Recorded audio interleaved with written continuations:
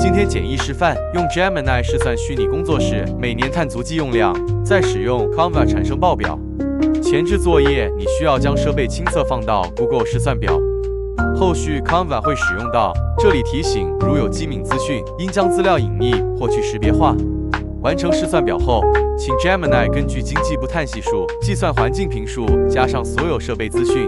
后续就会根据设备功耗试算出总年度碳足迹跟预估总电量，再将结果汇入 Google 试算表。这里很遗憾的是，需要手动。Canva 部分，我尝试使用 AI 帮我生成，但还是有落差。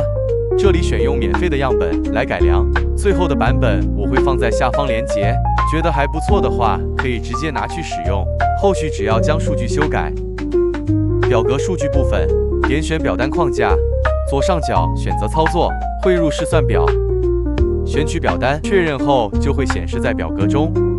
如果项次太多，再依照比例调整，最终产出画面中的简易报告。还可以存成影片，影片连结再放上试算表样本。有兴趣的话，可以试试看。